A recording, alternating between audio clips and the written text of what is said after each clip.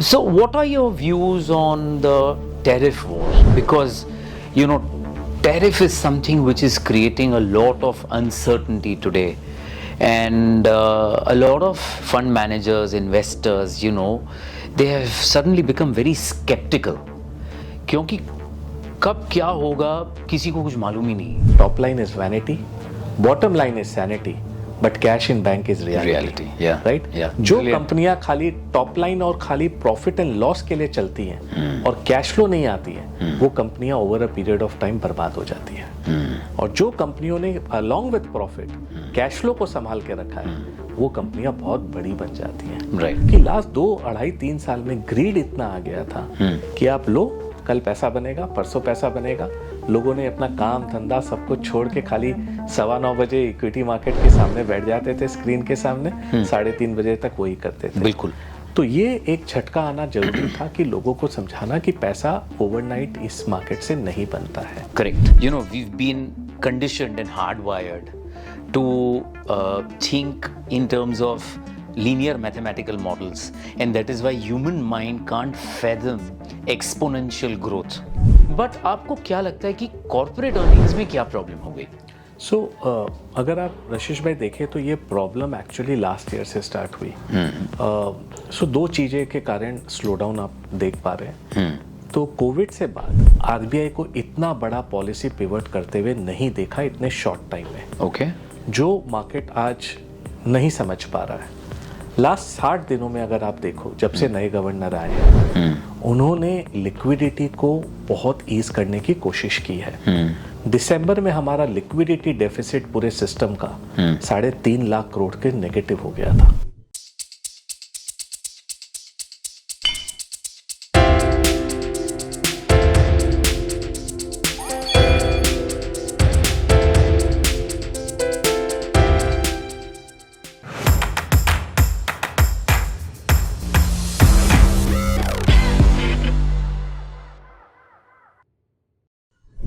पिछले कई महीनों से हिंदुस्तान के शेयर बाजार में भारी गिरावट आई है और लोग डरे हुए हैं, इन्वेस्टर्स डरे हुए हैं, कंफ्यूज्ड भी हैं. उनको पता नहीं है कि अब आगे क्या होगा.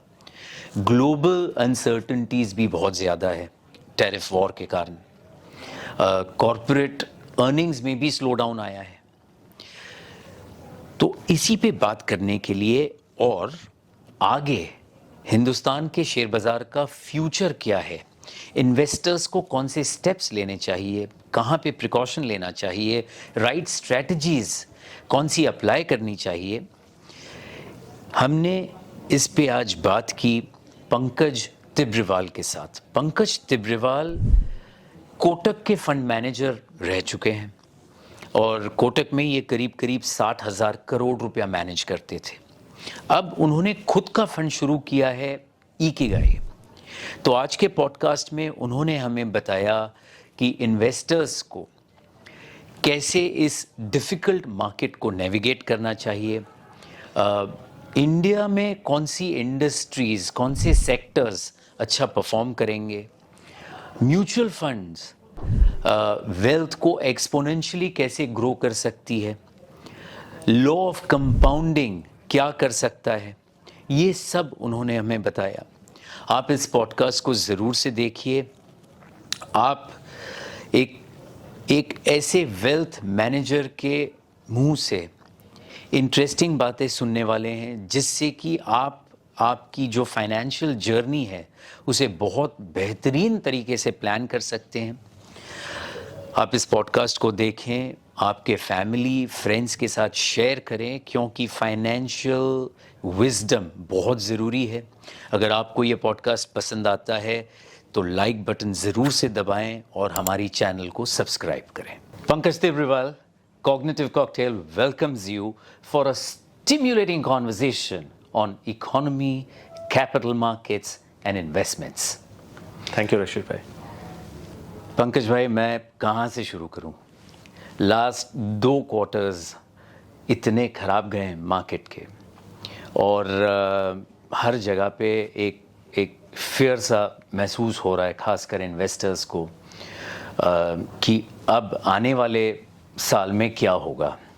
अभी नया फाइनेंशियल ईयर शुरू होने वाला है और बहुत सारी चीज़ें हैं जो लोगों के समझ में नहीं आ रही। कई एक्सपर्ट्स ऐसा बोल रहे हैं कि जो कॉरपोरेट अर्निंग्स है, कॉरपोरेट अर्निंग्स स्लो हो गई है। कई एक्सपर्ट्स का ये मानना है कि जो टैरिफ वॉर शुरू हुई है उसकी वजह से मार्केट्स नीचे गए हैं, because there is lot of uncertainty. Mid caps, small caps, large cap, मतलब ऑल अक्रॉस सेलिंग देखी गई। तो आप हमारे व्यूअर्स को ये बताइए कि how to navigate this next financial year, और आपको क्या लगता है market? So very good question Rashish भाई। एंड लास्ट 2 महीने में जो करेक्शन आए उसने अच्छे की कमर तोड़ दी है एंड इन्वेस्टर्स काफ़ी डरे हुए हैं। लेकिन इसे हम कॉन्टेक्स्ट में देखते हैं कि कोविड के बाद जो हमने तेजी देखी वो अनप्रेसिडेंटेड तेजी थी। कहीं ना कहीं निफ्टी 7-8 हज़ार के लेवल पर बॉटम किया एंड वहाँ से वी वेंट टू 24,000-25,000। तो एक अनप्रेसिडेंटेड रैली हमने लास्ट 3-4 साल में देखा, लेड बाय वेरियस फैक्टर्स। और अगर आप देखें तो ऐसा एक समय आया था जहाँ पर एक भी महीने हमने 5% की करेक्शन भी नहीं देखी थी। तो लोगों को लगा करेक्शन इस मार्केट में आता ही नहीं है। लेकिन करेक्शन इक्विटी मार्केट का पार्ट एंड पार्सल है। जस्ट आपको एक डेटा देता हूँ कि लास्ट 45 साल से सेंसेक्स की अगर आप जर्नी देखो तो खाली 4 साल ऐसे थे 45 सालों में जहां पर ड्रॉडाउन पूरे साल में इंटर ईयर 5% से या 10% से कम था। Okay. 41 out of 45 years, markets have seen correction of 10 to 15% intra-year. Okay. Okay. And despite of that, 36 out of those 45 years have closed in green towards the end of the year. Right. So intermediate corrections are part and parcel. और ये वाला जो correction हुआ है last 2 महीने में, ये बड़ी कोई मैक्रो इकोनॉमिक सिचुएशन के कारण नहीं हुआ है। यस, थोड़ा ग्रोथ स्लो डाउन हुआ था लास्ट ईयर, वो कम बैक हो रहा है जिसके बारे में हम बात करेंगे। लेकिन मेनली ये स्ट्रक्चर ऑफ द मार्केट के कारण हुआ है, क्योंकि लास्ट 2-2.5-3 साल में ग्रीड इतना आ गया था कि आप लो, कल पैसा बनेगा, परसों पैसा बनेगा। लोगों ने अपना काम धंधा सब कुछ छोड़ के खाली 9:15 बजे इक्विटी मार्केट के सामने बैठ जाते थे, स्क्रीन के सामने 3:30 बजे तक वही करते थे। बिल्कुल। तो ये एक झटका आना जरूरी था कि लोगों को समझाना कि पैसा ओवरनाइट इस मार्केट से नहीं बनता है। करेक्ट। एंड अगर आप देखो तो 2 कारणों के कारण एक बड़ी करेक्शन आई। एक हमारा मार्जिन ट्रेडिंग फंडिंग बुक होता है, तो वो मार्च 2023 में टोटल मार्जिन फंडिंग ब्रोकर्स का बुक करीबन 23,000 करोड़ का था। ओके। ये दिसंबर 2024, 1 साल 9 महीने बाद 90,000 करोड़ हो गया। Oh my God. 23,000 करोड़ वाला 90,000 करोड़। इसका मतलब कहीं ना कहीं लोग मार्जिन में पैसा ले रहे थे, फंडिंग कर रहे थे, अपना फ्यूचर ऑप्शंस का जो शॉर्ट टर्म ग्रीड है उसे एक्सप्रेस कर रहे थे। और जैसी जनवरी में करेक्शन आई 5-6% की, और फिर फरवरी में जो करेक्शन चालू हुआ तो लोग डर गए और वो मार्जिन बुक अनवाइंडिंग होनी चालू हुई। तो जो 90,000 करोड़ वाला दिसंबर में था, आज वो 60-65 के बीच में है। Okay. तो वो जो मार्जिन अनवाइंडिंग होती है वो कभी कलर नहीं देखता कि वो लार्ज कैप है, मिड कैप है, स्मॉल कैप है, या क्वालिटी या नॉन क्वालिटी। बस बेचना है तो बेचना है। That was one very important fact कि आपने अक्रॉस द बोर्ड सेलिंग और सॉलिड सेलिंग देखी, और सामने बायर नहीं होने के कारण वो सेलिंग की इंटेंसिटी और भी गंभीर हो गई। सेकेंड है कि जब से सितंबर एंड अक्टूबर से एफआईज का आउटफ्लो होना चालू हुआ, आपने देखा रुपी भी डिप्रिशिएट करना चालू हुआ। एंड अगर आप एफआईज का शॉर्ट इंटरेस्ट पोजीशन देखो, जहां वो शॉर्ट करते हैं, वो अक्टूबर नवंबर से एक स्पाइक आना चालू हुआ।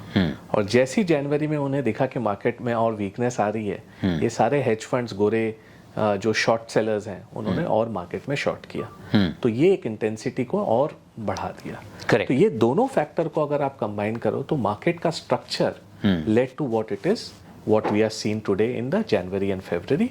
और मार्च में जो आपने रिबाउंड देखा 6-7% का जो ओवरऑल मार्केट में रिबाउंड आया, इज बिकॉज कि सेलिंग एक्सेस हो गई थी।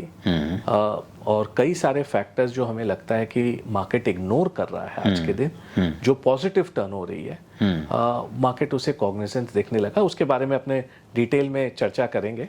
बट मुझे लगता है नेक्स्ट 12-18 महीने मार्केट्स के लिए काफी ट्रिकी होने वाला है। Okay. Tricky in the sense कि पैसा बनेगा, लेकिन हर कोई का पैसा नहीं बनेगा। ओके, लास्ट 3 साल एक डार्ट गेम था, आप कहीं भी फेंको आपका पैसा बना। It was a joy Joy, ride, it was a joy ride, it was a dream come true. ऐसा समय बहुत सालों में एक बार आता है जहां कुछ भी खरीदो आपका पैसा 2 गुना 3 गुना 4 गुना हुआ। आई think that honeymoon phase is behind us. Right. Now it will be men versus boys. The markets will consolidate. Markets will get narrower and narrower. और अगर आपको याद हो 2018-19 तो 2017 के बड़े बुल रन के बाद एक ऐसा फेज आया था जहां रोज एक फ्रॉड निकल रहा था। Correct. रोज कुछ ना कुछ लिक्विडिटी टाइट होने के कारण IL&FS से स्टार्ट हुआ, या फिर Yes नीरव Bank मोदी हुआ, आपका दीवान हाउसिंग हुआ, एंड सो फोर्थ। लेकिन जो अच्छी कंपनियां थी उन्होंने परफॉर्मेंस किया। Correct. और मार्केट नैरो हुआ। और इस बार भी एक वही फेज दिख रहा है जहां पर हर स्टॉक नहीं चलेगा, बहुत लिमिटेड स्टॉक्स चलेंगे। और जो आप अगर स्टॉक्स और सेक्टर्स को आइडेंटिफाई ठीक से कर पाओ तो आपका पैसा बनेगा। लेकिन ये नॉर्मल रिटेल के लिए एक ये टफ मार्केट होने वाला है कि उसे अपने पोर्टफोलियो ऊपर जाते हुए नहीं दिखेगा। ओके ओके, अगर वो सही स्टॉक्स और सेक्टर्स में इन्वेस्ट नहीं किए हैं तो I think it will be a tricky market. But my sense is if you have a 3-5 year horizon, the next 6 months will be a great time to start accumulating into the markets. Okay. Because India story में कोई dent नहीं है। India story में कोई खराबी नहीं है। जो 4 महीना पहले हम बात कर रहे थे, अमृतकाल, विकसित भारत, उसमें कोई प्रॉब्लम नहीं है। सेम स्टोरी आज भी है, लेकिन स्ट्रक्चर ऑफ द मार्केट में थोड़ा डेंट लगा है, विच अच्छा है कि जो एक्सेसेस थे वो मार्केट से निकल गए हैं, हेल्दी हो रहे हैं। और आने वाले 6 महीने में जो भी अक्यूमुलेट करेगा और अगर थोड़ा सा पेशेंस और लॉन्गर टर्म होराइजन रखे, उनका पैसा जरूर बनेगा इस मार्केट में। Okay okay, brilliant.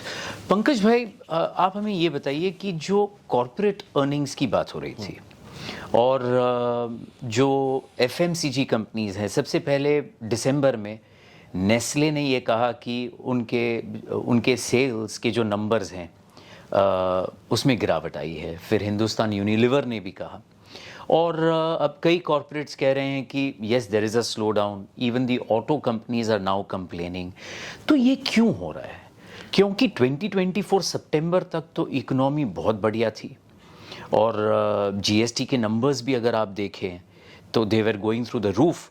ये तो मैं कहीं पे पढ़ रहा था कि सितंबर अक्टूबर के बाद जो स्लो डाउन आया उसके बावजूद GST के नंबर्स नीचे नहीं गए हैं, क्योंकि you know the Indian wedding season kind of played as a saving grace.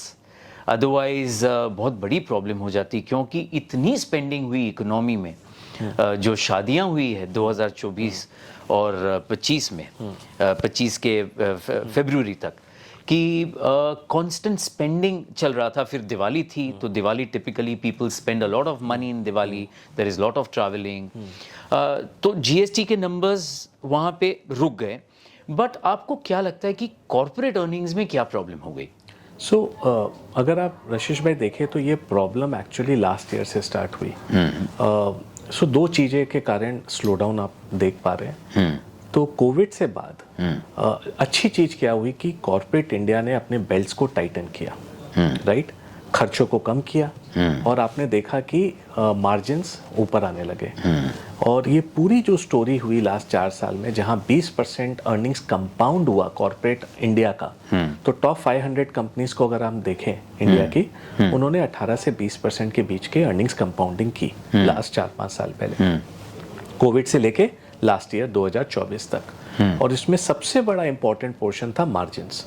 Commodity price नीचे, कॉस्ट खर्चे नीचे, मार्जिन ऊपर, तो लोगों का जो अर्निंग्स है वो कंपाउंड हुआ। एंड कॉर्पोरेट इंडिया की अगर आप टॉप लाइन ग्रोथ देखो तो वो 2-3 साल से GDP ग्रोथ को ट्रेल कर रही है। तो कहीं ना कहीं पहले से ही ये स्लो डाउन है, और इसके 2 कारण है। पहला अगर आप देखें तो हमारी फिस्कल डेफिसिट, वो कोविड में 9.5% तक चली गई थी, राइट, सेंटर की। और गवर्नमेंट ने फिस्कल कंसोलिडेशन मेजर लिया, 9.5 वाला 4.8 इस बार एंड कर रहे हैं। तो हमने एक बड़ा फिस्कल कंसोलिडेशन देखा, और इंडिया ही वो कंट्री है जहां कोविड के बाद हमने फिस्कल कंसोलिडेट किया, बाकी कंट्रीज ने फिस्कल एक्सपेंशन किया। तो कहीं जब आप फिस्कल कंसोलिडेशन करते हो तो ग्रोथ पर वो कहीं ना कहीं आपको हेडविंड होती है, पहला। दूसरा, अगर आप मॉनेटरी साइड में देखो तो आरबीआई ने लास्ट 18 महीने में काफी टाइटनिंग की, लिक्विडिटी को टाइटन किया। आपने आरबीआई ने रेट कट 5 साल से नहीं किया था जो अभी किया। करेक्ट। और थर्ड, आपने आरबीआई ने एनबीएफसीज का रिस्क पॉलिसी को बहुत टाइटन किया लेंडिंग में। तो हमारा जो 15% क्रेडिट ग्रोथ चल रहा था इकोनॉमी में और बैंकिंग का, वो 11% के नीचे आ गया। ओके। ये सारी चीजें कंबाइंड आपको कॉर्पोरेट इंडिया की अर्निंग्स में दिखाई दी। ओके। ओके। इंक्रीमेंटली क्या चेंज हो रहा है? तो 2025 FY25 कॉर्पोरेट इंडिया के लिए बहुत स्लो ग्रोथ ईयर था। पहला क्वार्टर, पहली तिमाही 2.5% ग्रोथ, सेकेंड तिमाही 3.5% ग्रोथ, थर्ड क्वार्टर 8.5% ग्रोथ। ये टॉप 500 कंपनीज की बात कर रहे हैं। तो ट्रेजेक्टरी इंप्रूव हो रहा है, लेकिन इंक्रीमेंटली बड़ी चेंजेस क्या हो रही है, आई थिंक ये आपके व्यूअर्स को जानना बहुत जरूरी है, जो मार्केट इग्नोर कर रहा है। मैंने अपने 23-24 साल के करियर में x of Covid and x of GFC RBI को इतना बड़ा पॉलिसी पिवट करते हुए नहीं देखा इतने शॉर्ट टाइम में। ओके। जो मार्केट आज नहीं समझ पा रहा है। लास्ट 60 दिनों में अगर आप देखो, जब से नए गवर्नर आए हैं, उन्होंने लिक्विडिटी को बहुत ईज करने की कोशिश की है। दिसंबर में हमारा लिक्विडिटी डेफिसिट पूरे सिस्टम का 3.5 लाख करोड़ के नेगेटिव हो गया था। ओके। हम कोई भी कंपनी से बात करते थे, डिस्ट्रीब्यूटर से बात करते थे, डीलर से बात करते थे, तो first answer used to be कि चक्का घूमना बंद हो गया। तो लिक्विडिटी वाज टाइट, तो उसके कारण आप स्लो डाउन देख रहे थे, पैसा घूम नहीं रहा था। आरबीआई ने इसको कॉग्निजेंस लिया और लास्ट 60 दिन के अंदर उन्होंने 6 लाख करोड़ प्लस इन्फ्यूज किया है सिस्टम के अंदर, which is almost 1.7% of GDP. ये छोटा नंबर नहीं है। सेकेंड, पहली बार उन्होंने रेट कट साइकिल स्टार्ट की 5 साल में। 25 बेसिस पॉइंट से रेट कट किया और आपने देखा कि अप्रैल महीने में जो एक्सपेक्टेशन है एक 25 बेसिस पॉइंट का और है। करेक्ट।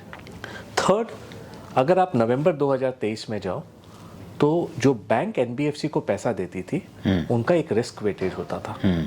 आरबीआई ने वो रिस्क वेटेज सब जगह बढ़ा दिया था। उनको डर था ओवर हीटिंग हो रही है इकोनॉमी में। ओके। ओके। और उसके कारण क्रेडिट ग्रोथ स्लो डाउन हो गया।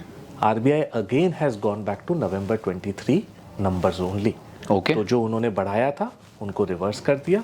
और चौथा चीज जो उन्होंने इंपॉर्टेंट किया है, 1 अप्रैल से एक नई नॉर्म आ रही थी आरबीआई की, जो बैंकों को एक्सेस लिक्विडिटी करने पर मजबूर करती। वो करीबन 6 लाख करोड़ रुपया सिस्टम से एक्सपेक्टेड था ले जाता। उसको उन्होंने 1 साल के लिए डेफर कर दिया। ओके। तो ये जो 4-5 चीजें आरबीआई ने की है, पॉलिसी पिवट जिसको मैं बोलता हूँ, तो from a hawkish they have turned to dovish or accommodative, Okay. which is a very very big policy pivot। और ये आपको लैग के साथ इकोनॉमिक ग्रोथ में दिखना चालू होगा। ओके। सेकेंड, अगर आप देखो तो गवर्नमेंट ने भी अपना एक्शन स्टार्ट कर दिया। इस बार की जो बजट आई थी, after a long time it was a very balanced budget, both on infra and consumption. और आपने जो टैक्स रेट कट किया है 5.5 करोड़ टैक्स पेयर्स के लिए, करेक्ट, वो 1 अप्रैल के बाद उनके पास आना चालू होगा।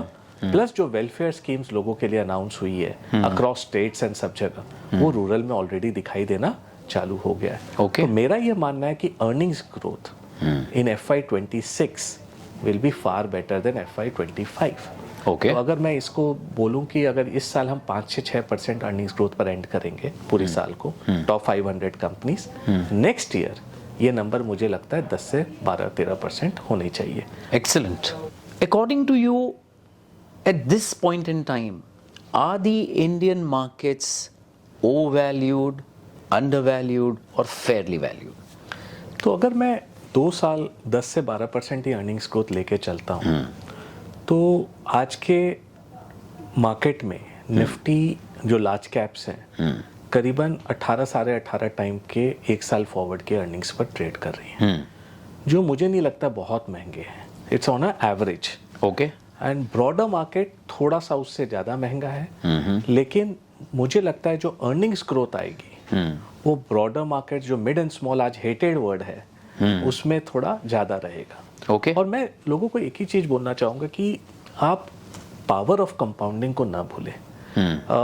अगर आप देखो तो लास्ट जब से निफ्टी स्टार्ट हुई है तो निफ्टी जुलाई 1990 से अगर अपने ले लें और हम 2025 में हैं, तो इस दौरान निफ्टी ने 13.5% का CAGR दिया है, which means 79 times in last whatever years, right? It's a huge number. Exponential growth. Exponential growth है, 13.5% कंपाउंडिंग। तो लॉन्ग टर्म में 12 से 14% अगर आपको कंपाउंडिंग मिल जाती है, प्लस कोई फंड मैनेजर उसमें से 2-3% एक्स्ट्रा अल्फा निकाल देगा। करेक्ट। तो I think that's a right expectation to set in. लेकिन लास्ट 3 साल में क्या हुआ कि 30-40% was becoming a new norm. Correct. अगर मैं जाता था, अगर कहीं बोलता था कि लास्ट 10-15 साल मैंने 24% अपने कोटक के फंड्स में दिया है, तो लोग बोलते हैं यार 24% क्या बड़ी बात है। लेकिन over longer periods of time that actually is a very important number two look at. And my sense is if one is disciplined and patient, next आने वाला 10-15 साल बहुत बहुत अच्छा रहने वाला है इंडिया के लिए, इंडिया की ग्रोथ के लिए। और ये जो 4 से हम $10 ट्रिलियन की इकोनॉमी पर जा रहे हैं, it's a matter of when, it's not a matter of if it will happen. Okay. Right? Okay. So one has to be patient with this investor class and asset class. And एक data और आपको देता हूँ कि longer the time horizon in equities, the better the probability of making returns. Correct. तो for example अगर आप 7 साल के ऊपर के अवधि में रहो, so 85% of the time Nifty has given 10% plus returns. Okay okay. कल 1 साल 6 महीना, it's like tossing a coin. कि हेड आएगा कि टेल आएगा, you never know whether you will make money और lose money, it's your luck. But the longer the time horizon the better it is. And I think equity market is a great animal. वो impatient को अपने आप throw up कर देता है।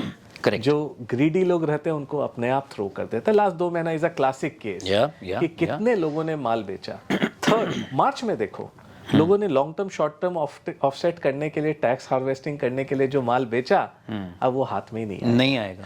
Right? तो अगर आप देखें कि longer the time horizon, the better it is to make money in equity as an asset class. If you look at Nifty को एक एग्जांपल ले लेते हैं, 7 years प्लस अगर आपका होराइजन रहता है, 85% of the time Nifty has given more than 10% plus return. Okay. If it is 6-12 months, it's like tossing a coin. Right. Head या tail पता नहीं। So I always suggest people that invest equities में वही पैसा जो आप longer term में लेके चलो। बीच में कोई अगर आ जाए रिक्वायरमेंट कैपिटल की तो बात अलग है, बट इक्विटी को आप वेरी शॉर्ट टर्म ओरिएंटेशन से देखोगे तो वेल्थ कभी क्रिएट नहीं होगा। And there is a difference between income and wealth. Correct. मैं आपको एक क्वेश्चन पूछता हूँ, पावर ऑफ कंपाउंडिंग बहुत कम लोग समझ पाते हैं। 1 करोड़ रुपया 12% पर 30 साल में कितना होता है? कशिश भाई, take a guess. Approximately 12-14 crore के करीब। नॉर्मल लेमैन यही लीनियर थॉट सोचते हैं, राइट। बट लेकिन ये 30 करोड़ होता है। 30 करोड़ 30 रुपया होता करोड़। अब मैं इसका दूसरा सवाल पूछता हूँ, 30 साल की जगह मैं इसको 75 साल करता हूँ, तो 1 करोड़ रुपया 12% पर कितना पैसा होता है? Take a wild guess. 90 crore. 4,900 crore. 4,900 crore. Yes. आप अगर इसको कैलकुलेट करो तो यही नॉर्मल लीनियर ब्रेन है जो आदमी कभी सोच नहीं सकता है कि कंपाउंडिंग आपके ऊपर कंपाउंडिंग वर्क करती है। And the moment you start having a short term view, आप डिस्टर्ब कर देते हो कंपाउंडिंग को। तो मैं क्या लोगों को सजेस्ट करता हूं कि आपके अगर 100 रुपए है तो उसको 2 भागों में डिवाइड करो। पहला, जो आपको लाइफस्टाइल कैपिटल चाहिए नेक्स्ट 10, 15, 20 साल के लिए, आपको पता है आप साल भर अपने घूमने फिरने कितना खर्च करते हो। और दूसरा कैपिटल को जनरेशनल कैपिटल की तरह ट्रीट करो, उसको आप कंपाउंडिंग में डिस्टर्ब मत करो। नॉर्मली क्या होता है, जब मार्केट्स गिरते हैं, लोग डरते हैं, तो पूरे कैपिटल बेस को हिला देते हैं, क्योंकि क्या होगा, इनसिक्योरिटी आती है, और जितना पैसा आपका बढ़ता है उतनी इनसिक्योरिटी आपके मन में और आते रहती है कि ये पैसे को कुछ होना नहीं चाहिए। लेकिन that's not the right way, because आप ये जो कैपिटल बना रहे हो ये नेक्स्ट जनरेशन और आने वाली उसकी जनरेशन के लिए है। तो इसमें अगर आप कंपाउंडिंग को डिस्टर्ब कर दिए तो it will not be fair. So human linear think that 1 crore 12 साल 75 साल 90 करोड़, 200 करोड़, 300 करोड़, लेकिन 4,900 करोड़ किसी ने नहीं सोचा। Unbelievable. तो I am just saying this is the power of Compounding. Yeah. So, Pankaj bhai, I totally agree that, we've been conditioned and hardwired to think in terms of linear mathematical models. And that is why human mind can't fathom exponential growth. आपने अभी मुझे पूछा और मैंने आपको गलत number दिया, क्योंकि मतलब हम सोच ही नहीं पाते हैं कि इतना एक्सपोनेंशियल नंबर अचीव होगा। लेकिन आपने पॉडकास्ट के स्टार्ट में एक बात की थी कि कई स्क्रिप्ट्स ऐसी हैं जो शायद वापस अपने हाई पे नहीं जाएगी एकदम। अब एक जो इन्वेस्टर है, एक आम निवेशक है, उसने अगर ये स्टॉक्स ले लिए और अगर वो लंबे टाइम तक वो स्टॉक्स पे बैठा रहे और एग्जिट ही ना ले, ओके, तो उसकी कंपाउंडिंग कैसे होगी? अभी शंकर शर्मा ने एक बहुत इंटरेस्टिंग ट्वीट की थी। उन्होंने कहा that investing is not only about making profits, it is also about taking profits. Absolutely.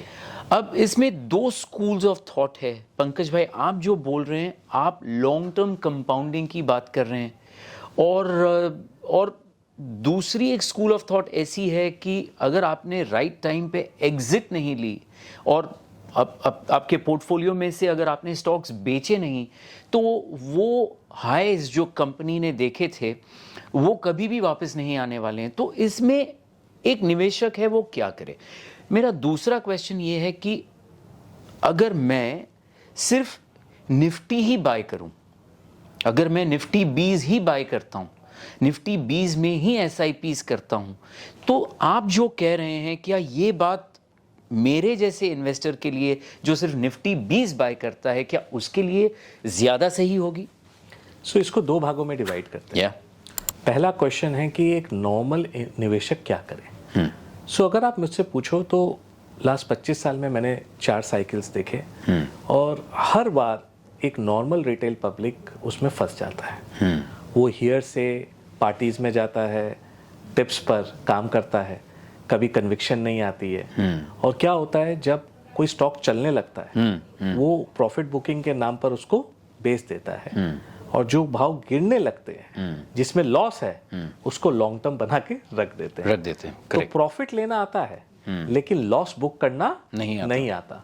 और ये सबसे बड़ा इंपॉर्टेंट है कि वो इमोशनली एंकर्ड हो जाता है कोई भी अपने स्टॉक को जो वो खरीदता है, कि मैं कैसे गलत जा सकता हूं। People tend to fall in love with that investment. और इक्विटी में इमोशनल एंकरिंग सबसे गलत चीज है। अगर आपसे गलती हुई है उसे एक्सेप्ट करो, लॉस को बुक करो और आगे बढ़ो। लेकिन मोस्ट रिटेल इन्वेस्टर्स वो नहीं कर पाते। सेकंड, मैं ये बोलूंगा कि investing is simple but not easy. Right. आज मैं ये नहीं बोलूंगा हमसे गलती नहीं होती, हमसे भी बहुत गलती होती है, लेकिन 10 में से अगर 7 राइट कॉल है, 3 गलत है, market says okay you will make money, but 7 में से 5 गलत है तो प्रॉब्लम है। राइट। और इसका एक प्रोसेस है, और अगर आप मुझसे पूछो तो क्या नहीं करना है मार्केट में, ये आपको पहले पता होना चाहिए कि क्या करना है उससे। Okay. What not to do is more important in life and investing than what to do. Correct. Right? Correct. So what not to do की checklist आपकी ready होनी चाहिए। So for example, इंडिया में बनाने वाला बिगाड़ने वाला प्रमोटर खुद है। Okay. Right? And right selection of promoter and management teams होना बहुत जरूरी है। ये over a period of time experience, back calculation, back उनकी experiences, उनका बिहेवियर से आता है, और हमने एक पूरा फोरेंसिक मेथड डेवलप किया है, और कई सारे चीज़ें हम यूज़ करते हैं टू गेट कि ये प्रमोटर ट्रस्टवर्दी है कि नहीं, कैपिटल एलोकेशन सही है कि नहीं। बिकॉज अगर ये चीज़ सही हुआ ना तो कमोडिटी बिजनेस भी आपको सोना उगल के दे देगी। लेकिन अगर प्रमोटर ही खराब है और नियत ही खराब है तो गॉड सेव यू। राइट। ये नॉर्मल पब्लिक नहीं कर पाएंगे। राइट। सेकंड, अगर हम देखें तो हमने 11 पॉइंट की एक फोरेंसिक फ्रेमवर्क बनाई है, उसमें कैश फ्लो सबसे इंपॉर्टेंट है। ओके। और मेरा ये मानना है top line is vanity, bottom line is sanity, but cash in bank is reality. Right. जो कंपनियां खाली टॉप लाइन और खाली प्रॉफिट एंड लॉस के लिए चलती हैं और कैश फ्लो नहीं आती है, वो कंपनियां over a period of time बर्बाद हो जाती है। और जो कंपनियों ने along with profit cash flow को संभाल के रखा है वो कंपनियां बहुत बड़ी बन जाती हैं। राइट। तो कैश फ्लो सबसे ज़्यादा इंपॉर्टेंट है। और हमने एक मैट्रिक्स देखा है कि लास्ट 3, 4, 5 सालों का कैश फ्लो फ्रॉम ऑपरेशन जिसको हम बोलते हैं, अगर वो एबिटा को कन्वर्ट करने में 70% से कम कन्वर्ट करे तो उसमें प्रॉब्लम है। मतलब अगर 100 रुपए का एबिटा और 70 रुपए का कैश फ्लो तो ठीक है, लेकिन अगर 100 रुपए का एबिटा और 20 रुपए का कैश फ्लो तो कहीं ना कहीं कंपनी या तो ज्यादा उधार दे रही है अपने रिसीवेबल में, Correct. ज्यादा इन्वेंट्री कर रही है और वर्किंग कैपिटल को एक्सप्लोड कर रही है। उस बिजनेस का कोई वैल्यू फाइनली नहीं है, क्योंकि इक्विटी है क्या? Future cash flows discounted to present. Correct. वही इक्विटी वैल्यू है आज Yeah. आपकी कंपनी की। Yeah, अगर yeah. फ्यूचर में कैश फ्लो ही नहीं है आपके पास तो आप डिस्काउंट क्या करोगे? Correct. So I think most of the people, normal retail public, don't go too deep into the subject, and hence in every cycle, a large number of them get stuck by the tips. So Correct. my sense is that आपका जो core business है, आपका जो core profession है, आप उस पर focus करो. Let the professional managers, which are regulated by regulators, which are charging very nominal fees, we are the lowest in the world right now, उसको manage करने दो and let the compounding be uninterrupted over longer periods of time. Correct. तो मुझे लग रहा है कि इस साइकिल में भी काफ़ी जगह एक्सेसेस हुई हैं। SME space is the biggest one मेरे ख्याल से। वहाँ से अब आपको रोज एक क्लोजेट से स्केलेटन निकलता हुआ दिखेगा। आपने एक दो देखा, normal valuations companies got, unbelievable, right? 30 time, 40 time, 50 time छोटी कंपनीज हैं, तो उनको ऐसा वैल्यूएशन मिलना चाहिए नहीं था। और कई लोगों ने तो बहुत गलत काम भी किया है जो निकल के अब आ रहा है। Correct. आपने देखा लास्ट 2-3 हफ्ते में अलग अलग कंपनियों में फ्रॉड निकलना चालू हुआ। तो जब भी लिक्विडिटी टाइट होती है, मार्केट करेक्शन होता है, ये स्केलेटन्स अपने आप निकलना स्टार्ट होते हैं। तो one has to be careful on that side. So I am not saying that not every stock will not go up, but selective range will go up and loss काटना बहुत जरूरी है। आज भी देरी नहीं हुई। अगर आपसे लगता है गलती हो गई है, वो स्टॉक 20-30% नीचे भी है और लग रहा है कि इसमें प्रॉब्लम है, इमोशनली एंकर मत हो, लॉस काटो और आगे बढ़ो। सो लोगों को प्रॉफिट लेना आता है लेकिन लॉस बुक करना नहीं आता। तो I think this is the biggest difference कि आदमी इमोशनली एंकर्ड हो जाता है कि मैं कैसे गलत हो सकता हूं। Correct. So I think that one has to be clearly aware of. फिर आता हूं आपके second question, which was on the Nifty bees. तो अगर कोई नॉर्मल रिटेल इन्वेस्टर है तो अलग अलग स्टेजेस से उसे आना चाहिए। पहले उसे अपना जो इन्वेस्टिंग है वो सीधा मिड एंड स्मॉल कैप से नहीं स्टार्ट करना चाहिए, उसे हाइब्रिड फंड से करना चाहिए जिसमें 30-40-50% अपने इक्विटी कंपोनेंट हो, बैलेंस फंड टाइप का, हाइब्रिड फंड टाइप का। एक फील लो कि वॉलेटिलिटी को आप झेल पाओगे कि नहीं पाओगे। फिर आप लार्ज कैप्स में मूव करो, वहां पर भी अगर आपको कंफर्टेबल हो गया वॉलेटिलिटी देख के, देन आप मिड एंड स्मॉल कैप में करो और एक डिसिप्लिन्ड एसेट एलोकेशन मेंटेन करो। ये नहीं कि हम प्योर मिड एंड स्मॉल है या प्योर लार्ज कैप है। बिकॉज आप मान के चलो, लार्ज कैप किसको बोलते हैं इंडिया में? Up to 100 crore market cap, 100th market cap, वो लार्ज कैप है। Top 100 companies of India. Okay. 101 से लेके 250 मिड कैप में आती है और 250 से नेक्स्ट 250 स्मॉल कैप है। ओके। तो आज का कट ऑफ क्या है? 1 लाख करोड़ के नीचे की कंपनी आज मिड कैप कहलाती है। ओके। ओके। और 33,000 करोड़ तक उसका रेंज है।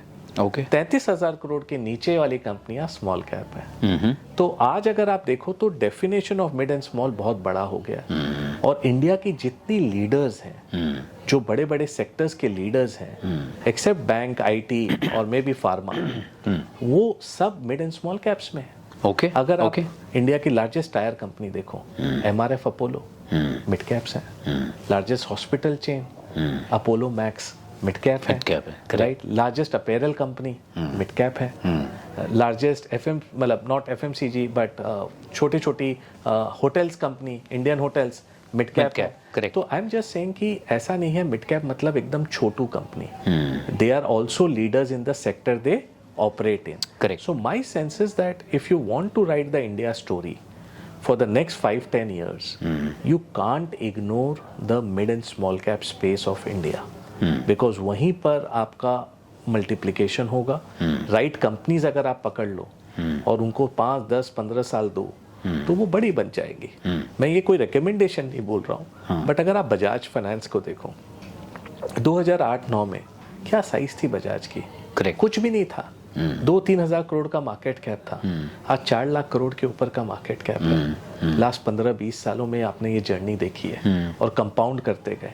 मैं ये नहीं है कि मेरा रिकमेंडेशन है, please don't take it as a recommendation to buy और sell, but I am just saying that if you can catch the right company at a smaller size, the compounding which you can get is much higher.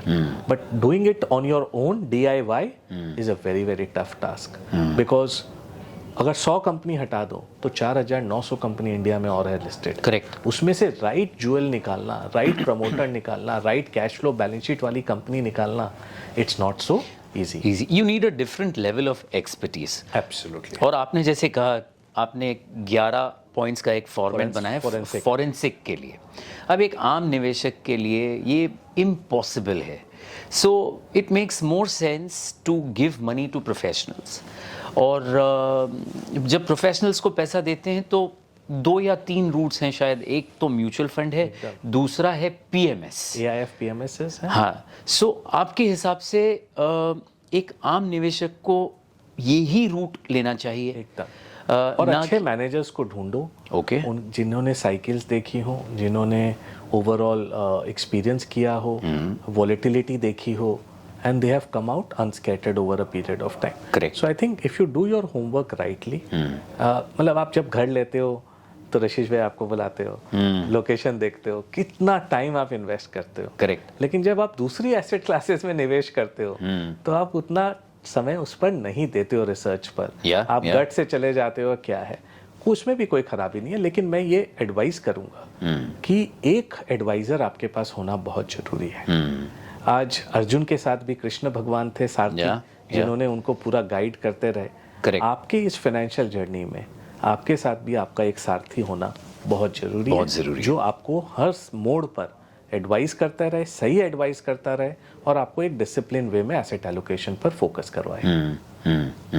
सो मेरा जो question था Nifty 20 को लेके, आप हमें ये बताइए कि जब एक निवेशक इंडेक्स फंड में पैसा रोकता है, और मैं ये क्वेश्चन आपको वापस इसके लिए पूछ रहा हूँ क्योंकि आपने अभी निफ्टी के CAGR रिटर्न की बात की, which is around 13.5% from the time it got incorporated.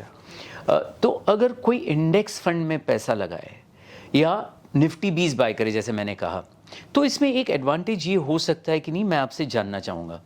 अब आज AI आ गया, और AI के आने के बाद there are lot of people who are saying that we don't know what will happen to the IT companies. Okay, and biggest of the investors, you know, are skeptical about IT companies. मैं अभी पढ़ रहा था कि समीर अरोरा ने Helios fund के जो fund manager है, उन्होंने अपना IT पोर्टफोलियो ऑलमोस्ट जीरो कर दिया, because he is saying that he is also worried, you know, the outcome of AI no one knows.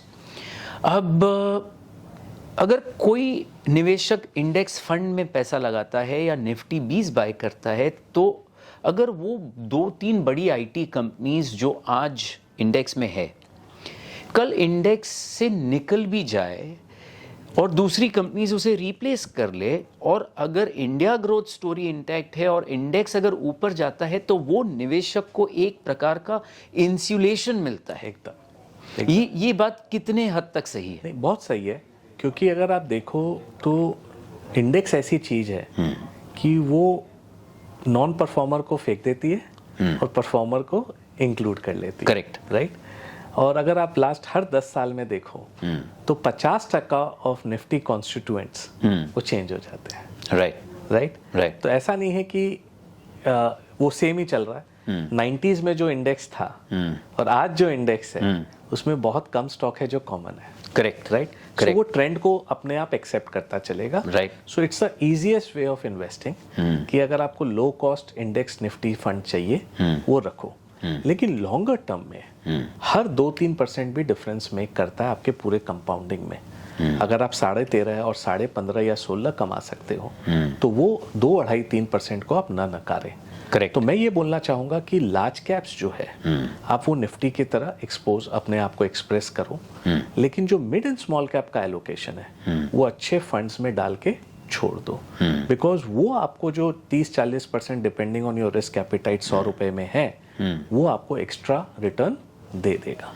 तो over a period of time ये balance portfolio जो आप run करोगे, यहाँ 50-60% आपके पास निफ्टी 20 या निफ्टी लार्ज कैप होगा और 30-40% आपका जो मिड एंड स्मॉल होगा वो आपके पोर्टफोलियो का ओवरऑल रिटर्न किक कर दे के अच्छा कर देगा। तो मैं ये नहीं बोलूंगा कि आप इधर और जाओ। Nifty 20 is a very good way to index fund because वो सेग्रीगेट कर देते हैं, लेकिन मिड एंड स्मॉल कैप में ये नहीं चलता है। इसलिए मैं बोलता हूँ क्योंकि मिड एंड स्मॉल कैप में इंडेक्स में कई बार खराब कंपनियां भी आ जाती हैं। ओके, मैं आपको एक एग्जांपल देता हूँ। 2017 6 महीने में अपने फंड में बहुत अंडर परफॉर्म किया था। ओके, क्योंकि उस समय एक कंपनी थी वक्रांगी, राइट, पीसी ज्वेलर, ये सारी कंपनियां बहुत बड़ी हो गई। ओके, लेकिन मुझे कॉन्फिडेंस नहीं था ये कंपनियां ओन करने में, तो मैंने नहीं किया, लेकिन वो इंडेक्स के सबसे बड़े वेट हो गए, तो मैं 6 महीना इंडेक्स में अंडर परफॉर्म किया।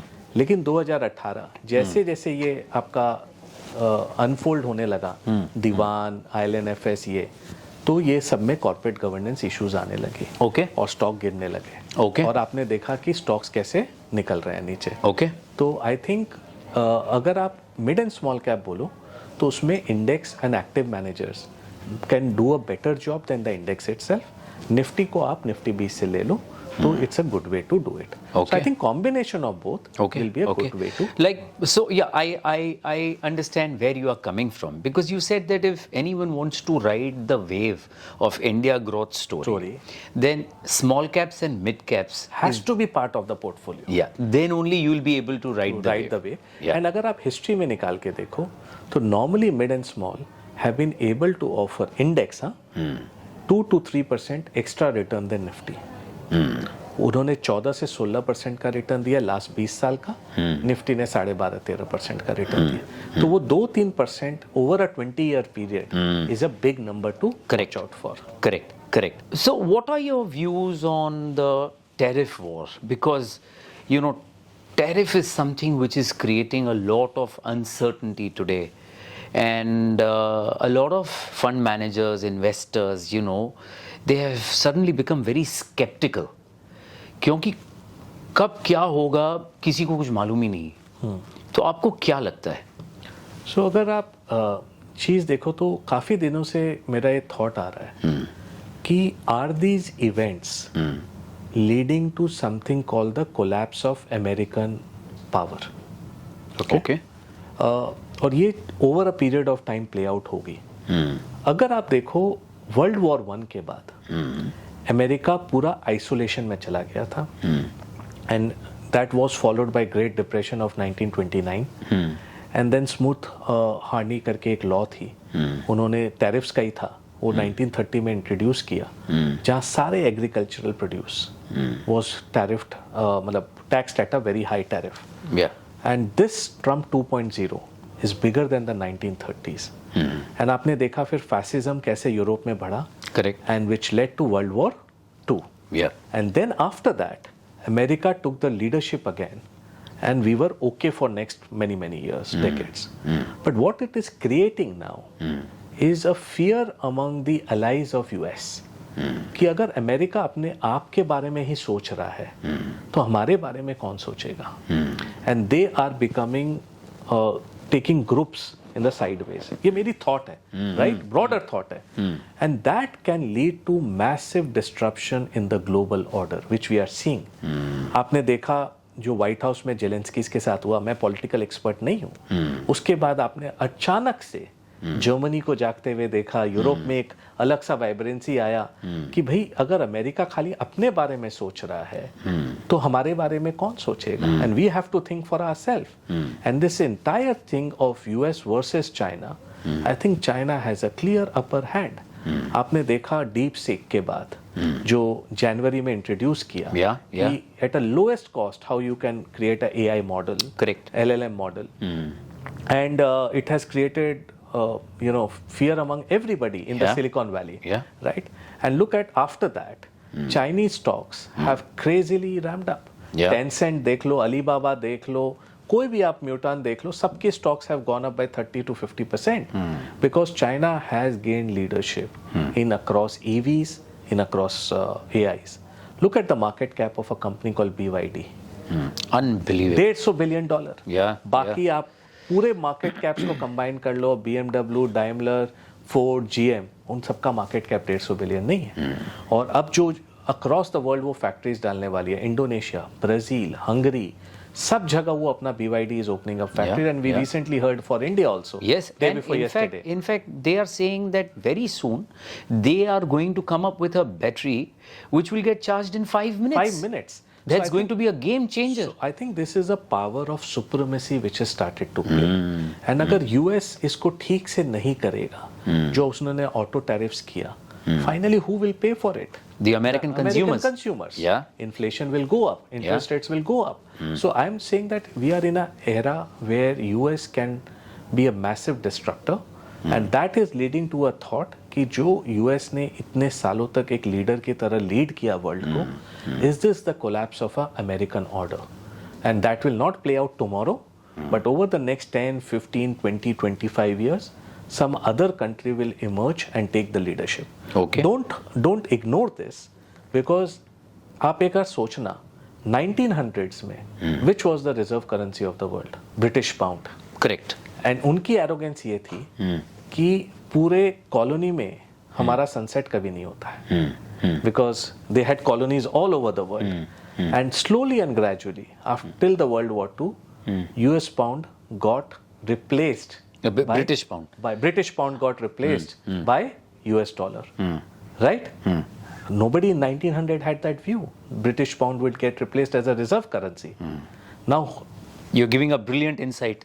Now यहाँ से 20-25 साल, 30 साल, can anybody say that US dollar will no longer be a reserve currency? I'm asking a question. So there are thoughts which are evolving, and that's why you see gold as an asset class. Yeah. Why yeah. gold is going up? Yeah. Yesterday it was $3,080. Yeah. Right? Yeah. And single way. And last 1 year we have ended just FY25. Gold has given 32% return in rupee terms. Yeah. And silver has given 35%. Why? Because central bankers who were buying US treasuries for all last 30-40 years are now concerned कि भाई US treasury में तो loss हो रहा है अपने. That is why they have started buying gold. Gold. Yeah. And silver now. Yeah. Yeah. So now 13% of the world gold reserves are sitting with central bankers. Yeah. And every central banker of the world wants a gold currency as a part of a hedge in the portfolio. Yeah. So I think going forward, in this disruption, I think India has a brilliant opportunity. Okay. Right? Because अगर आप trade balances देखो, so out of the top 10 countries where US is running a trade balance, 7 are out of Asia. Okay. The largest being China.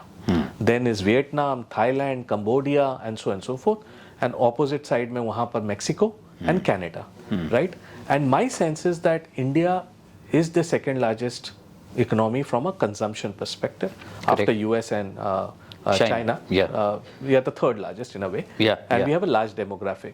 So US will not like to have panga with both the countries, which is China and India. Yeah. So my sense is India can emerge as one of the alternate destination for supply chain.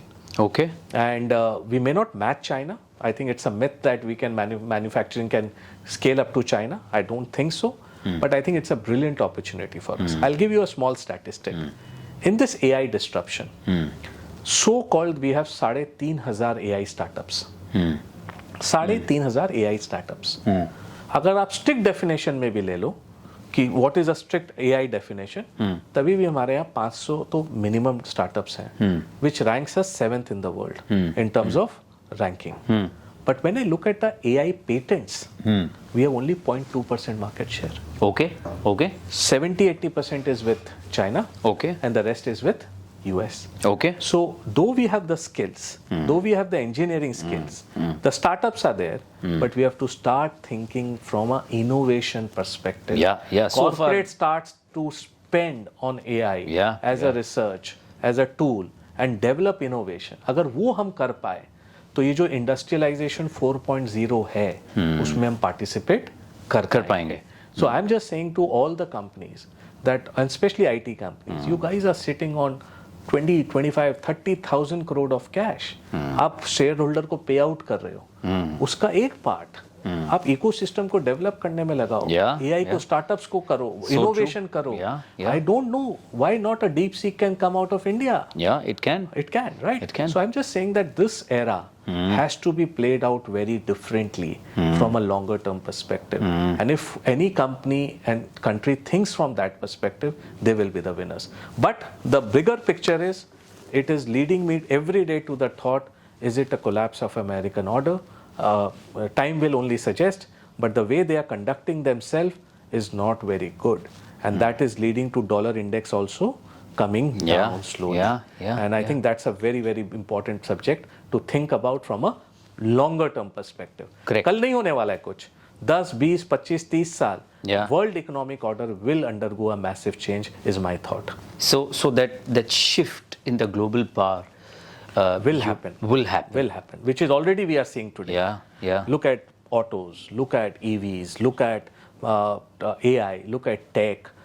There's a brand called T-Bubble or Bubble brand. Right now they have become the largest QSR in the world with 43,000 stores, surpassing Starbucks and McDonald's coming out of China. So I'm just saying that they are all across. Phones, they are all across. Supply chain, they are all across. AI, they are all across. Electric vehicles, they are all across. They can entirely control the supply chain of electric vehicles. Semiconductor, all across. So I'm just saying that we have another superpower in making already. And some of these Chinese EV cars are mind-blowing. Absolutely. You know, here we only talk about BYD, but there are so many companies. I think even Xiaomi. Has now come out with an excellent car. And it has got great reviews, you know. So, yes, that shift is gradually happening, but as you said, it will take a lot of time for that shift to happen, but the seeds have been sown. And US is concerned about this. US is concerned about this. We can't accept another superpower in the world. But with all they are trying to do, it will make China stronger and stronger. So my sense is now they are running a trade surplus of $1 trillion. Chinese guys, Chinese economy.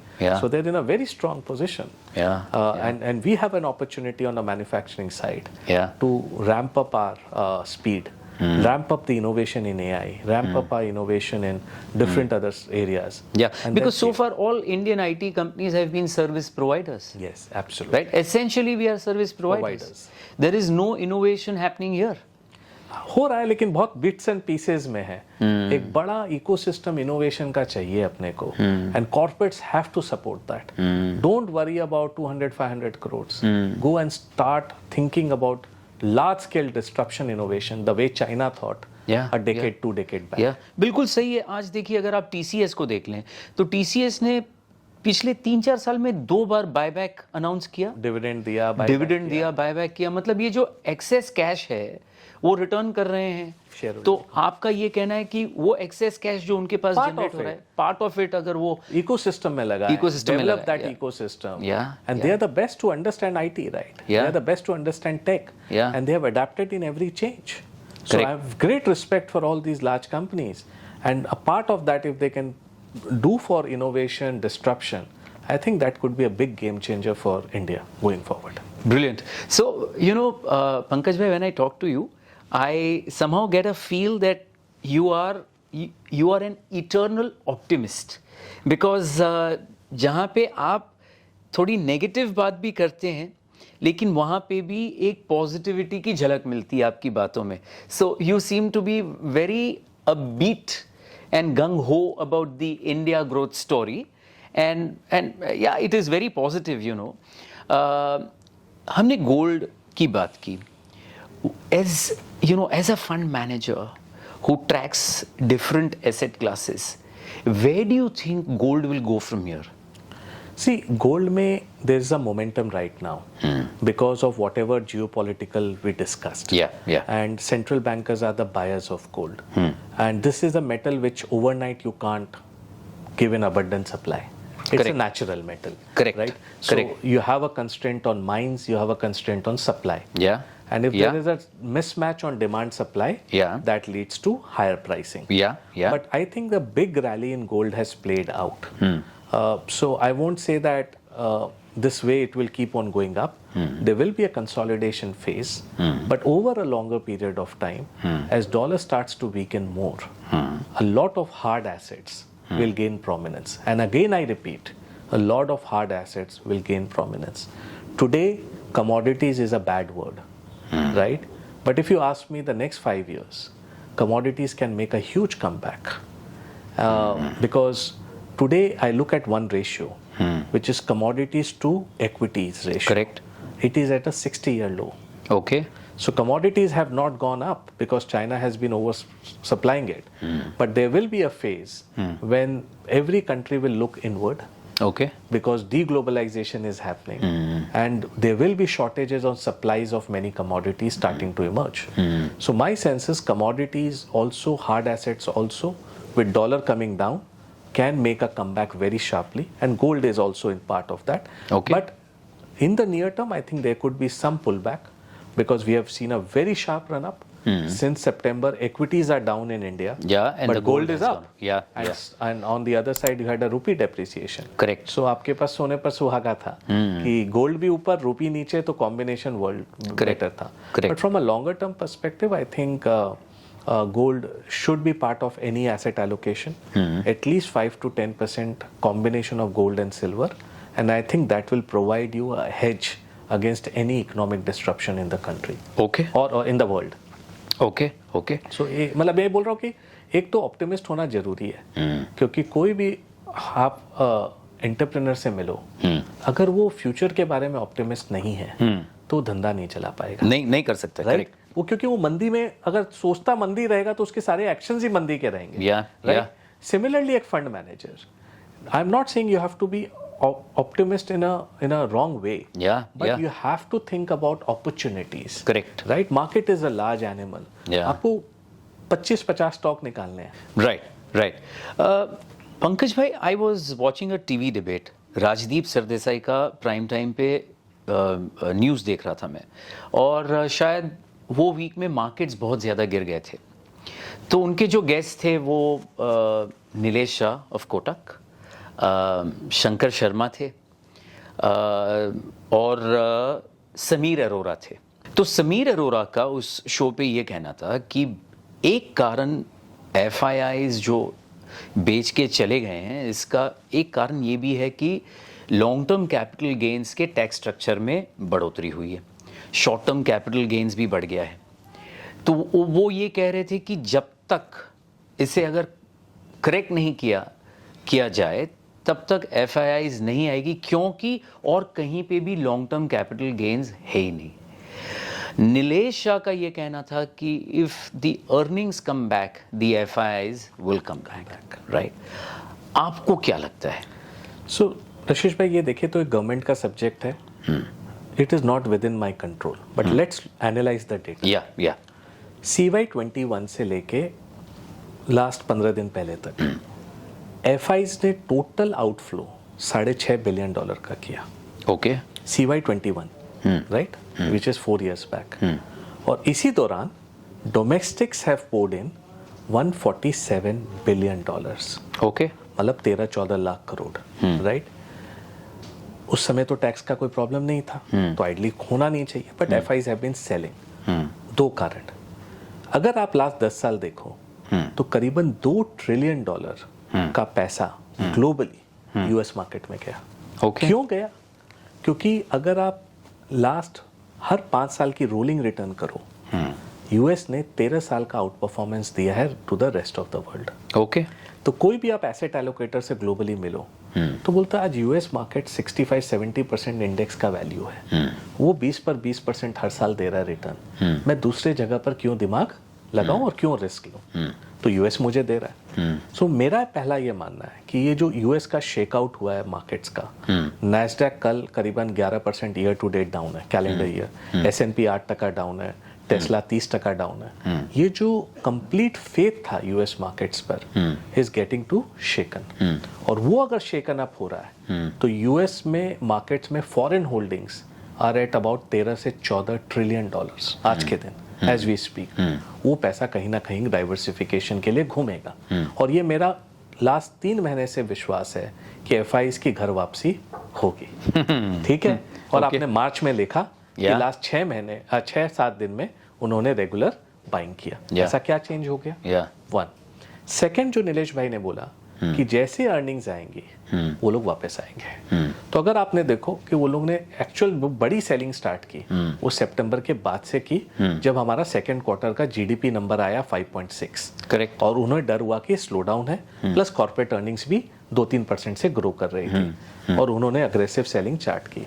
जैसे ही उन्हें दिख रहा है कि RBI action, fiscal action, government action, corporate earnings growth वापस resume हुई है, उनका मार्च में बाइंग स्टार्ट हो गया। और आप ये मान के चलो, अगर टोटल आप विश्व में सारी कंट्रीज को, मार्केट्स को ले लो, 5 साल, 10 साल, 15 साल, 20 साल, 25 साल, 30 साल, take any market, US is number 1 generator in terms of return, India is number 2, बाकी सब हॉलीडे डेस्टिनेशन है। क्या बात कर रहे हैं? ओके, सो आप, holiday is important, I don't disagree to that, but equity stock market में ये 2 मार्केट सबसे इंपॉर्टेंट रिटर्न जनरेटर है। ओके, तो longer term okay, structural story को आप इग्नोर नहीं कर सकते हो। ये ब्लिप है जहां पर एफआईज ने लास्ट 2-3-4 साल में पैसा गए, लेकिन उसके बाद ये मार्केट है। आपने देखा कि लास्ट 4 दिन में एफआईज की बाइंग, सडनली पॉजिटिविटी आ गई मार्केट में, हर पार्टिसिपेंट में। क्यों? तो अगर मार्केट में वापस एफआईज आते हैं, बिकॉज यूएस में डिस्ट्रप्शन है, ग्लोबली प्रॉब्लम है, अर्निंग्स ग्रोथ कॉर्पोरेट्स की वो बैलेंस शीट सेम नहीं है, गवर्नेंस सेम नहीं है, आरओई इंडिया का one of the best to US है, तो ये सारी चीजों को देख के मुझे लगता है इस साल एफआई की घर वापसी होगी, और मुझे लग रहा है कि नेक्स्ट 1-2-3 साल एफआईज यहाँ से अपना स्टेक बढ़ाएंगे। ओके, 10 साल पहले FIs was 22% of Indian markets, DI was 10% of Indian markets. FI अब 17.5% है, DI 17.5% है। So दोनों कन्वर्ज हुए लास्ट 5-6 सालों में मोस्टली। एंड मेरे जो लग रहा है कि आने वाले समय में अगर ग्लोबल ग्रोथ पर कंसर्न रहा तो I think India will make a comeback. And US में अगर इतनी बड़ी डिस्ट्रप्शन हो रही है, मार्केट करेक्शन हो रहा है, और यूएस से मैं बहुत डर रहा हूँ, क्योंकि इतने स्ट्रॉन्ग रैली के बाद आई थिंक वहाँ बबल बन रहा है। और हाइंडसाइट में हमें लगेगा magnificent 7 was another bubble like .com bubble which we saw. Okay. 38% of the index is now these 7 stock. बाकी 493 stocks doesn't matter in US. Correct, उनका कोई वेटेज ही नहीं है। तो I am just saying that अगर ये 38-40% जो कॉन्सेंट्रेटेड है यहाँ से डिक्लाइन करना स्टार्ट किए, तो you have a problem in US markets, which you are seeing now, right? And they are at a very crazy valuations today. So my only suggestion is that don't just go blindly US. US में एक थोड़ा सा correction phase आ रहा है, और वो लंबे समय तक चल सकता है। यूएस इन्वेस्टर्स आर कंफ्यूज्ड, क्या करने का है, because you are seeing a huge correction in the markets now, so that money will find somewhere in the rest of the world. थोड़ा यूरोप गया है, so Europe this year has done extremely well in calendar year to date. China has done extremely well. India is coming back. I think Nifty में जो correction था वो cover हुआ, mid and small cap में अभी भी correction है, लेकिन वो कवर हो जाएगा over a period of time. So I believe that FI should make a घर वापसी this year. Okay, okay, that is again very very positive to hear. So जहाँ तक आपने DIIs के जो फिगर्स दिए, जहाँ तक SIP की बात है, आपको क्या लगता है कि SIP के जो हमने हाईज लास्ट ईयर देखे थे, वापस वो इस साल हम देखेंगे? सी हाईज देखेंगे कि नहीं थोड़ा बोलना मुश्किल है, बट SIP ऐसी रामबाण है कि उसको अगर लॉन्गर टर्म आपको वेल्थ क्रिएशन करना है तो वो शांति से आप करते जाओगे। और मेरा ये मानना है कि जब SIP रिटर्न 1 साल 2 साल का नेगेटिव होता है, उसे और टॉप अप कर लो। लोग क्या करते हैं, वो नेगेटिव रिटर्न को देख के डर जाते हैं, स्टॉपेज कर देते हैं, बट हिस्ट्री ने ये सजेस्ट किया है कि टॉप अप करो। मैं आपको क्लासिक एग्जांपल देता हूँ। 2020 फरवरी, जस्ट कोविड हिट हो रहा था, 3 साल का SIP रिटर्न नेगेटिव, 5 साल का मार्जिनली ब्रेक इवन, और 7 से 10 साल का SIP return not beating FD returns. Her investor परेशान, क्योंकि क्या है ये इक्विटी एसेट क्लास, क्यों इसमें इन्वेस्ट करने का। फिर कोविड की अग्नि परीक्षा 2-3 महीने में और खराब, लेकिन फिर वहां से जो घूमा, और वो जो 3 साल ने पूरी 10 साल की जो रिटर्न है उसके नक्शे को बदल दिया। लेकिन आप उस समय थे इन्वेस्टेड या नहीं थे, बहुत डिफिकल्ट है। अगर आपने डर से वो निकाल दिया और नेगेटिव रिटर्न से रह के डर गए, तो आप वापस मार्केट में एंटर नहीं फिर करेंगे। 2023 में किया आपने ऊपर Yeah, के लेवल yeah, पे। yeah. सो टाइमिंग थोड़ा सा डिफिकल्ट है एक नॉर्मल इन्वेस्टर के लिए। और best 10-20 days in the market define your 50% of the return, yes, right? Yes. अगर आप उस समय नहीं हो या तो फिर आप मार्केट में बिलो एवरेज रिटर्न बनाओगे। मार्केट तो रिटर्न देगा, Yes. लेकिन आप as an investor make money और not will be different. Yeah. So I You know, think- as Ramesh Damani once said, that there are decades when nothing happens, And there are days when decades happen. So yes.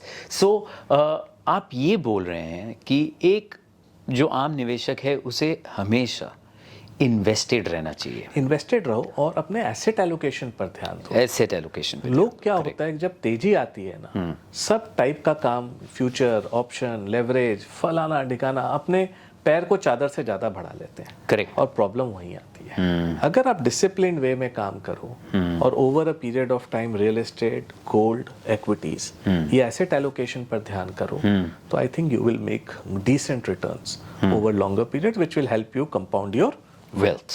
Super. Now the final question. Which sectors in India do you think will do well? Domestic consumption, technology, finance, is one sector which has not participated, in this bull run the way it should have. Also, the renewable energy space in India is currently hot. So what is your take on it? So I think you touched upon the right sectors. Yeah. So एक तो financials, I think banking, NBFC, insurance, capital markets, it's a large sector. And I think if economy has to grow, this sector has to do well. And last 5 years, most of the private sector banks have not participated. Correct. Right? Most large NBFCs have not participated to that extent. So I think from a next 2-3 year perspective, they can do well. And the worst of the credit quality, asset quality cycle is behind us on the corporate side. Retail में थोड़ा बढ़ सकता है, but that is okay. The second sector which I said is, don't forget commodities, right? Okay. Metals, for the first time it has happened. Generally ये sector का beta बहुत high होता है। Markets correct, ये सबसे पहले correct होते हैं। इस बार आप देखो, markets correct हुआ, लेकिन metal stocks haven't corrected. So there is a tactical opportunity out there. Then if you take a longer term view, I think a lot of tech related companies can make a comeback, Okay. will become larger. So if you look at any country in the world, whether it be China, whether it be US, as a percentage of market cap, all these startups, tech companies have 15-20% share, right? In India it's still very small, right? Let me give you a number. $4.5 trillion की हमारी market cap है, और हमारा जो total ecosystem है जिसमें Zomato, policy बाजार, सब जैसे कंपनी आ गई, पहले कुछ भी नहीं था 5 साल, लेकिन 5 साल में ये नंबर $100 बिलियन हो गया। तो still we are at 2%, right? My sense is when we move to $10 trillion GDP और मार्केट, this number can move to $1 trillion. तो बहुत सारी कंपनी आएंगी, ऐसी ऐसी कंपनी आएंगी आप सोच भी नहीं सकते हो, and they are doing phenomenally well. I was at a startup conference last week in Bangalore. I am amazed to see the kind of companies coming out of India, and they finally will find its way into the public markets. Correct. So we have to keep our eye, ear, or eyes open, because these companies can scale up very fast. 5 साल पहले जोमेटो कौन जानता था, Blinkit कौन जानता था, Swiggy कौन जानता था? Yeah. आज आप डाइनिंग टेबल पर हो, कोक जीरो चाहिए, within 5 minutes you order. Yeah. And that's become a lifestyle for us. Correct. Right? And this will finally reflect in the growth of the companies. Yeah. So I'm not saying buy or sell recommendation, don't take me wrong, but I am saying that the startup tech world will be another very important piece from a next decade perspective in India. Correct. From a wealth creation perspective. Yeah. Then in the near term, I think chemicals are started to come back. 3-4 साल उनके लिए खराब था. Now chemical stocks are seeing a comeback because of agrochemical pharma cycle doing well. Last but not the least, I think consumption. Don't ignore consumption. I think consumer discretionary companies will do very well because beyond the per capita income, रोटी कपड़ा मकान तो जो आ गया आप अपनी lifestyle को improve करते हो. Yeah. तो look at the airlines company, they are doing phenomenally well. Look at hotels, they are doing very well. Yeah. Experiences, they are doing very well. Look at the discretionary names, premium affordable apparel. For example, आप Judios देखो. It's not, I mean, what a story they have created. 500 से 1000 रुपए के bracket को it's a Zara of India. Yeah, right yeah. मतलब आप fashion आप खुद जाओगे Yeah. आप 2 पैकेट खरीद के निकल जाओगे. Correct. Right because at the right price aspirational product Aspirational. In fact, it impacted the sales of DMart. Demand. तो I am Yeah. Just saying that आप सोच के देखो कभी. Yeah, yeah. इंडिया में टियर 2 टियर 3 टियर 4 वो cities में भी वही डेटा फीड जा रहा है जो आप और मेरे को बॉम्बे में बैठ के मिल रहा है. So aspiration is the same for that guy. Yeah. And any brand who can address that affordability part along with aspiration is the winner in India. Yeah. So I think many companies who are rightly positioned will see exponential growth out there. Yeah. Though yeah. the category may not grow, but they will grow exponentially. Yeah. So my thing is that keep an eye on these Sectors. sectors, Yeah, names, yeah, yeah. and bottom up भी जाओ. Yeah. Next 15-20 साल में जो promoters पैसा बना के देंगे वो बहुत डिफरेंट सेट हो सकते हैं. And I have a very weird logic that promoters between 40 to 60 create the maximum wealth. Okay. Because till 40 you have the right experience, you have the mistakes आपने जितना कर लिया होता है पता है, and you have the fire in the belly to Yeah. Do something, Yeah. Prove yourself. Yeah. By 60-65 you move into a different genre. किसके लिए, क्यों, किस लिए कर रहा था मैं, यू नो अलग जॉनरे पर चले जाते हो. तो ये जो 20 साल का पीरियड है ये बहुत बड़ा पीरियड होता है किसी भी वेल्थ क्रिएशन के लिए. एंड कोई भी आप प्रमोटर को इस पीरियड में पकड़ लो, उनके साथ आप 10-15 साल की जर्नी राइड कर लो, आपका पैसा बन जाएगा. Brilliant. एंड आप हिस्ट्री निकाल के देख लो, जितने भी बड़े वेल्थ क्रिएटर्स इंडिया से निकले उनकी स्टार्टिंग जर्नी 40 to 60 में थी. Wow. Pankaj bhai, what an amazing conversation it has been. You have given brilliant insights. You've given a complete roadmap to the investors, and you've made it easy for them to navigate this very difficult equity markets. You also gave your opinions and views on how you see the global order changing. And some of the things that you said were really mind-blowing. I, from Cognitive Cocktail, will sincerely hope that your venture, into this world of mutual funds, you started your own fund, Ikigai, that does extremely well, and you are able to create wealth for your investors. Thank you so much for your time. Thank you, Rashish bhai. It's been a pleasure to be part of this podcast, and I wish that this journey of you from being just a Vastu consultant to now being a great podcast moderator, Thank I you. think continues. We are in the 16th episode. Yeah. I am hoping to see the 100th episode very soon. Thank you so much. Thank you. Thank you, Rashish Thank you. bhai. Thank you. Thank you.